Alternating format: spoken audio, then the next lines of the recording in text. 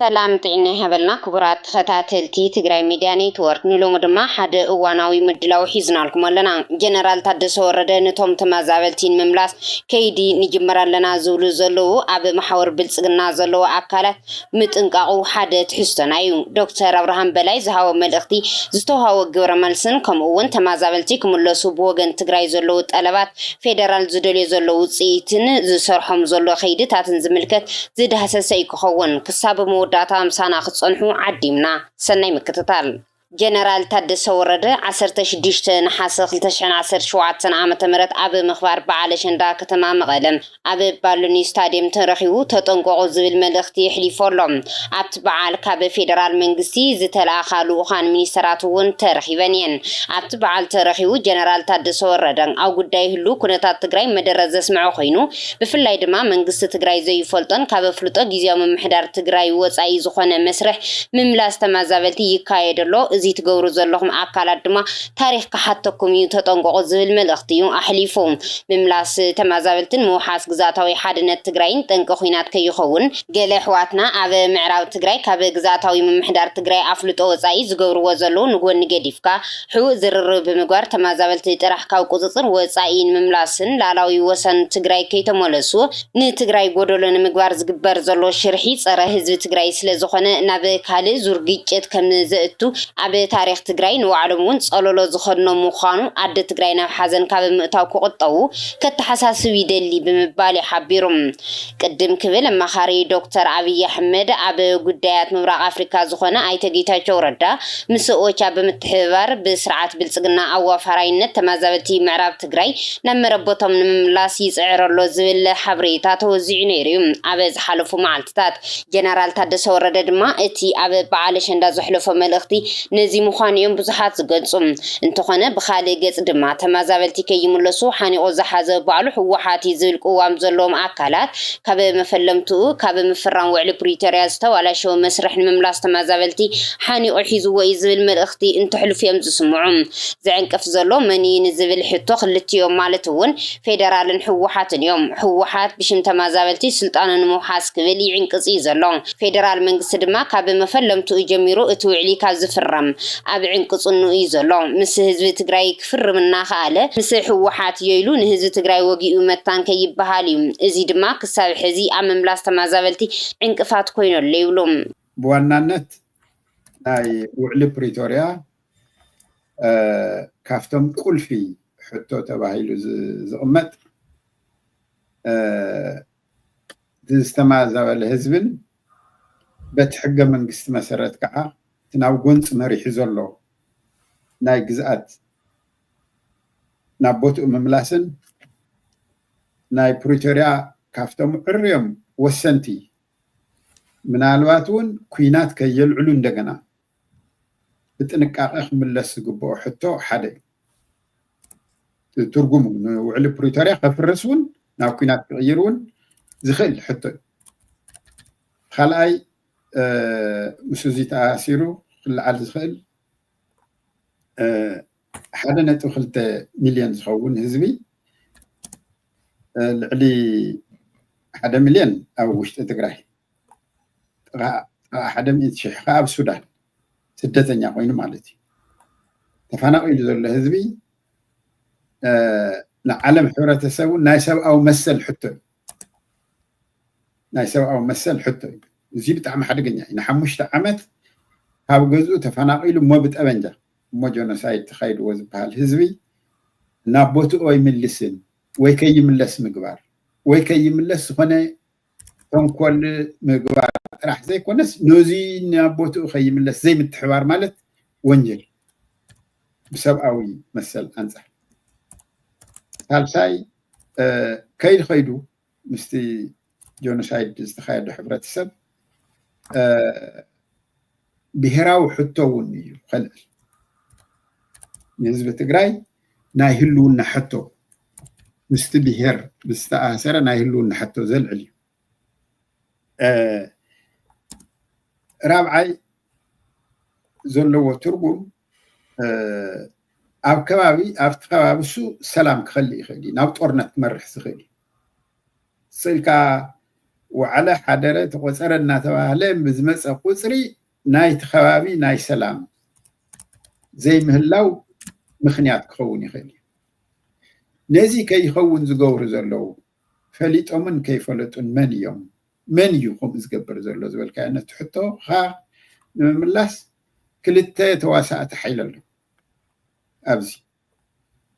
حدث فدرال منقستي أو بريتوريا القينات زي أي تأمنن بسلاماوي حقاوي مالت حقا منقستي بوزيك فتح ييلون استفرار محيل هل أي كأ ناي تقراي حيل تاتيهم برقز قلنا زيهم فدرال منقستي مسيزو تقراي تواقع أخذ نخبت مش هو حتى يتواقع نخط عمر له مش هو حتى فراري قال أي حيلي نايز قدايز يشجر له هو حتى تقراي مان زيهم كل يوم مجمريا نقر نتوع البريتوريا بتتخكلنا منفسه بتتخكلنا كونسبتو أمريت كيوعل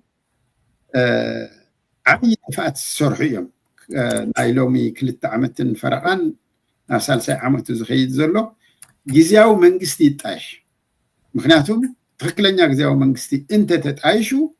اتفدرال منقستي مستجاو منقست خوين يقفص ما زغيل بوينو تقراي يقفص ما يخلني مخناتهم ما بتقراي بزح زسكف سرح سلسرح بعلت منقستي حجز نقر زي بتغبار كيفتصم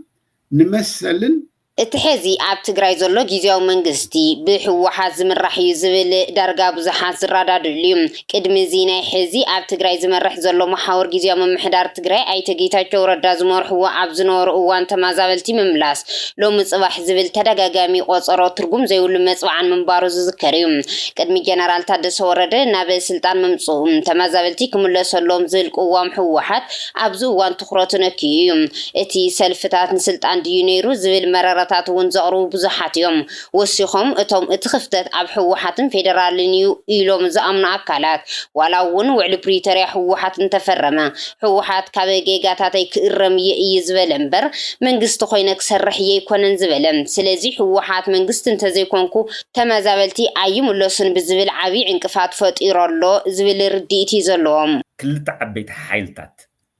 ንዙዝን ስደተኛ بناي بريتوريا وعلى مسارات جيرهم نعم مربطو نخملسو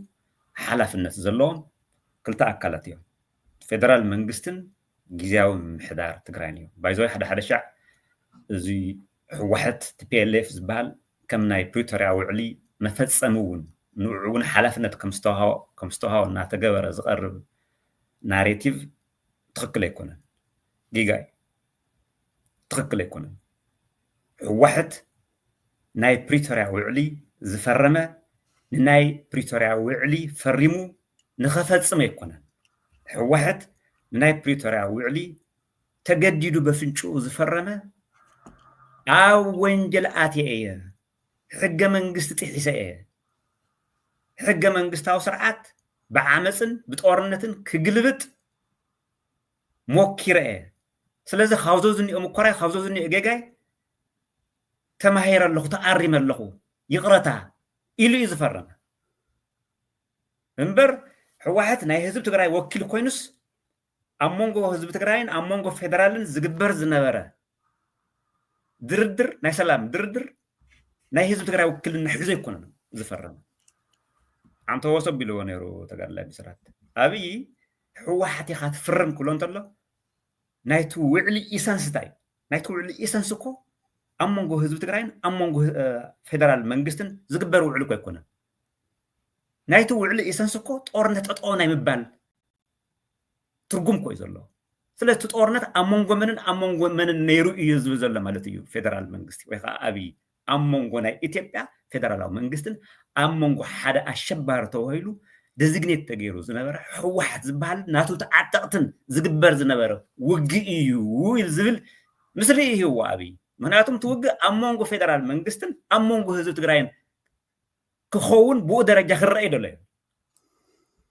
توجل أم تاوريدو مالتي نهزو وج مخان تعرفه نهزو مختم مخان تعرفه ناي حدا أشبار استوهلا حوحت زبال تكل ناي وعلى وتدرت ريبلس نتوهالو الزرو صوع زنور مالتي الحركة ديف مخان تعرفه ريبلس نتوهالو كو نحنا ناي حوحت سراويتنا ونسلزولو كوي سلازي حوحت زفرمه يورتا نخوها كاب طفاتي تمايره دحر حزي زلن حتو سلاماون حقاهم بزخونه ملكعو كسغميه يلي زفرمه بدحري زناي طورنس غداي ططو مسوله حوحت از اوت اوتوماتيكالي اوت بدحري حوحت بنا ايتيبيا حقن حق منغستن اسرارحاتن دنبن كم زخون يخون ناي بوليتيكا بارتي يجزا يمحدادر زوكل هزب يولم بدحري هزب تግራይ ዳእመን ይውክሎ እቱ ናይ ፕሪቶሪያ ውዕል ዝወለዶ ጊዜያዊ ምሕዳር ትግራይ እዩ ህዝቢ ትግራይ ዝውክሎ ንሱ ድማ እዩ ንቶም ስደተኛታት ኣብ ምምላስ እውን ሚና ዘሎ እቲ ኣይተ ጌታቸው ረዳ ምስ ብልጽግናን ኦቻን ኮይኖም ዝጀመርዎ ፕሮሰስ እውን ጽቡቕ እዩ ዝብል ትዕዝብቲ ዘለዎም ኣካላት ድማ ተመዛበልትና ግድን ክምለሱ ኣለዎም ተመዛበልቲ ህዝቢ ምዕራብ ትግራይ ኣይተ ጌታቸው ረዳ ይኹን ኣረጋዊ በርሀ ኣብርሃም በላይ ይኹን ዋላ እውን ባዕሉ ኣብይ ኣሕመድ ኩሎም ተመዛበልትና ምስ መንግስታውን ጸጥታውን መሓውሮም ውሕስ ብዝኾነ መገዲ ክምለሱ እንተገይሮም ንሕና ጉዳይና መን ይመልሶ ዘይኮነስ ጠለባትና ከማልኡልና ምድላይ ጥራሕ እዩ ይብሉ እንተኾነ ግን ከተግብርዎን ዝግብኦም ኢሎም ዘቕምጥዎን ነጥብታት ድማ እቲ ዘይሕጋዊ ምምሕዳር ደመቀ ዘውዱ ክፈርስ ኣለዎ እቲ ዘይሕጋዊ ሰፋሪ ክወፅእ ኣለዎ እቲ ብልጽግና ዝወደዎ ዘይሕጋዊ ዕጡቕ ሓይሊ ናይኒ በዓል ደመቀ ዘውዱ ክፈርስ ኣለዎ ናብ ምዕራብ ትግራይ ናይ ትግራይ ጸጥታ ኣካላት ማለቱን ፖሊስ ከኣት ኣለዎ ምዕራብ ትግራይ ኣብ ትሕቲ ጊዜያዊ ምምሕዳር ትግራይ ጥራሕ ክኸውን ኣለዎ ስርዓት ብልጽግና ምዕራብ ትግራይ ኣነ የዘመሓድሮ ኮንቴስትድ ኤሪያ እዩ ዝብል ጽውጽዋይ ቁዋሙ ክገድፎ ኣለዎ እዚአን ቁልፍ ነገራት እየን ይብሉ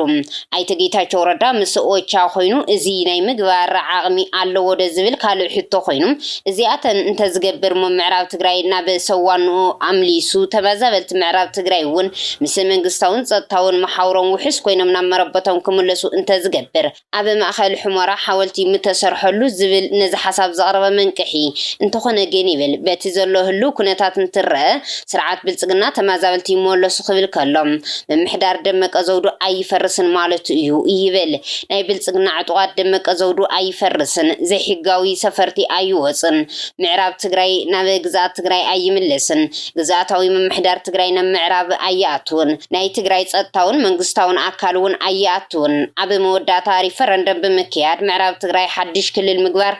زعلم أيو يبل سرعات بلصقنا أبز حز ساعات تمازبلت معراب تجري يمولسو كبير كلام إزين كالوتني تجبر على مالتي تومنتي أبي تجري زلو جزءات زقامو دليتي لو تينازل قوام زلو وم تجارو وننتخنا من قص فيدرال أبي ملاس تمازبلتي أبرلو كنفل زجد دنا أب تجري جلنا من قص أسمع بالإنتر بام حرام مجلس تاتي وتصيوم إزيك عجز النخ على من قص بلصقنا أشقيتي زلهم سلزي جل أبر كم زول زملاخت يورم إذا شرح زين هالو دما عب تجري أجمع الليلو يملكتن نيمال مسلو ينفق يورم عب خصومات ميديا بعلم يازخانة جدي تسفي فدرال نبي تجري كعطوت على كأتيولن فدرال نبي تجري انت أتيوم كهزبي تنزلو عدم نحصر زنبر حوحات عب هزبي عوارخي ودق ما يكتتعز حجزيهم سراويتي تبيع عب تجري بزفت أمواجمات هزبي ممارس أسينو نحوحات حق في زجبريو عبز ولا الأوان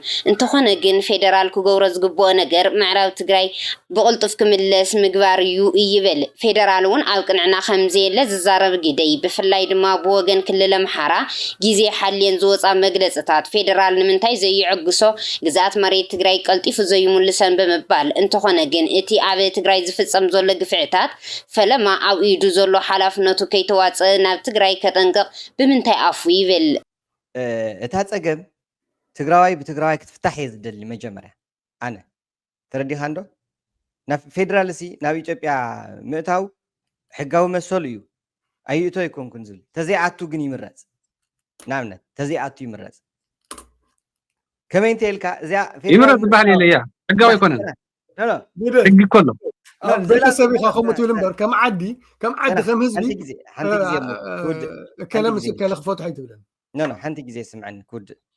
مبقسي يتأيو فيدرال مؤتاو نحو حد تستقم برز قد يكون بحثي هو حتى يزدل زوجي لزتا يزدل انتلكا كواغا يزدل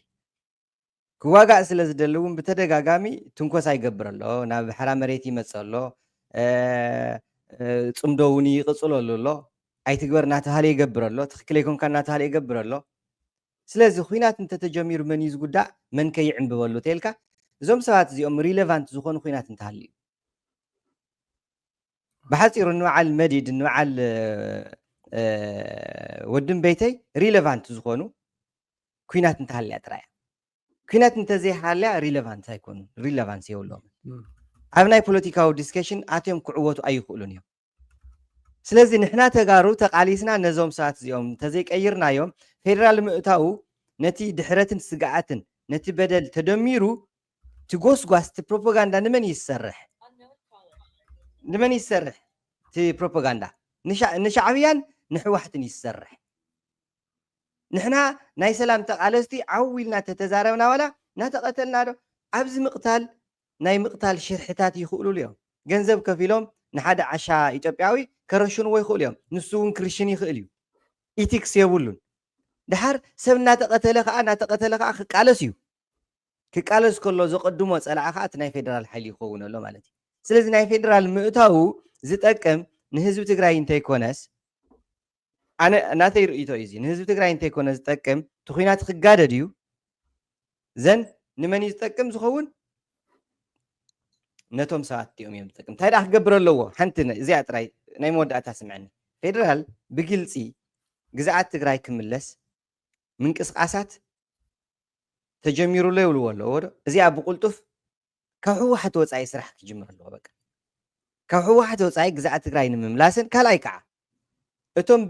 ብኣምሓራ ዝወፅዎ ዘለዉ መግለፅታት ደው ክብሎም ክኽእል ኣሎ ንሱ ደው ምባል ዘይከኣለ ነዘን ናይ ኣምሓራ መግለፅታት እዚ ኣብ ትግራይ ንዝግበር ዘሎ ምንቅስቃስ ደው ኣብል ኢሉ ክዛረብ ብምንታይ ኣፉ ኦኬ ትክክል ኣይኮነን ስለዚ ናብ ካሊእ ኣርእስቲ ከይንኸይድ ጀነራል ታደሰ ወረደ ኣብ ምምላስ ተመዛበልትን ግዝኣታዊ ሓድነት ትግራይን ዘለዎም ቅዋም ዝንእዱ ወገናት ድማ ኣብ ጉዳይ ላዕላውነት ግዝኣት ትግራይ ዘለካ ጽኑዕ ዝኾነ መርገፂ ዝነኣድዩ ይብሉ ሚስጥራት ኦቻን ጌታቸውን ምስ ብልጽግና ዘሎ ተግባራት ቀላሊዑ ብዝግባእ መልሲ መሃው ድማ ይንእድዎም ተመዛበልቲ ብመሰረት ውዕሊ ፕሪቶሪያ ውሕስ ብዝኾነ መገዲ እዩ ናብ መረበቶም ክምለሱ ዝግባእ ግዝኣት ትግራይ ቅድሚ 2013 ዓመተ ምህረት ናብ ዝነበረ ክምለስ ኣለዎም እቲ ብሕታዊ መፍትሒ እዚ ጥራሕ እዩ ዝብል መርገፂ ድማ ኣለዎም እዚ ከምዚ እናሃለወ ዶክተር አብርሃም በላይ እውን ንበዓል ሸንዳ መልኪቱ ዘሕለፎ መልእኽቲ ኣብ ቀጻሊ ተመዛበልቲ ናብ መረበቶም ተመሊሶም ከም ንርኢ ሙሉእ እምነት እዩ ዝብል እዩ ንመላእ ህዝቢ ትግራይ ብፍላይ ድማ ንደቂ ኣንስትዮ ትግራይ በዓል ሸንዳ ማርያ ክብርን ሓጎስን ህዝብና እነስንቐሉ ሰላምን ቅሳነትን እነዚመሉ ሓቅን ፍትሕን ርትዕን እነስተማቕረሉ ቃል ኪዳን ሓድነትን ዳግመ ሕውየትን እንሕድሰሉ ክኾነልና ሰናይ ትምኒት እዩ ዝበለ ዶክተር አብርሃም በላይ መጻኢ ሓድሽ ዓመት ኣብ መዕቆቢ ዝርከቡ ተመዛበልቲ ኣሕዋትና ናሓትናን ኣቦታትን ኣዴታትን ናብ መረበቶም ከይምለሱ ዝሕንክሉ ዓቀይታይ ምስ መላእ ህዝብና ኮይና ኣቕሂምናን ስዒርናን ህዝብና ናብ መረበቶም ከም እንምልስ በዓለ ሙሉእ እምነት እየ ዝብል እዩ ንስኻ እዚ ናይ ምግላፅ ሞራል ካበይ ተምፆ ዝብል ትሕዝቶ ዘለዎ ናይ ተቃውሞ ግብረ መልሲ ዝሃብዎ ገለ ተጋሩ ድማ ካብ ላዕሊ ዓቀይታይ የለን ተመዛበልቲ ከይምለሱ ግዝኣት ትግራይ ከይምለስ ህዝብና ናብ መረበቱ ውሕስ ኮይኑ ከይኣቲ ዝገብር ዘሎ እቲ ንስኻ ትሕሽከረሉ ዘለኻ ስርዓት ብልጽግና እዩ ካባኻን ካብቶም ላኣኽቲ ጎተትካን ብላዕሊ ካልእ ዓቀይታይ የለን ምስ ኦቻ ኮይንካ ትገብሮ ዘለኻ እውን ፈሊጥናዮ ዝሓደርና እዩ ፈለማ ነቶም ኣብ ምዕራብ ትግራይ ዘለዉ ዕጡቃት ጎተትካ ውፃእ እዮም ድሕሪኡ መን ከም ዝዕንቅፍ ዘሎ ክንሪኦ ኢና ልዕሊ ከምቶም ምሳኻ ዘለዉ ወደገብ ንስኻን ግን ካልእ ዓቀይታይ የለን ይብልዎም ክቡራት ተኸታተልቲ ትግራይ ሚድያ ኔትወርክ ነሰዓት ዘዳለናልኩም እዋናዊ ዛዕባ ነዚ መስል ነይሩ ንምክትታልኩም ካብ ልቢ ነመስግን ሰላም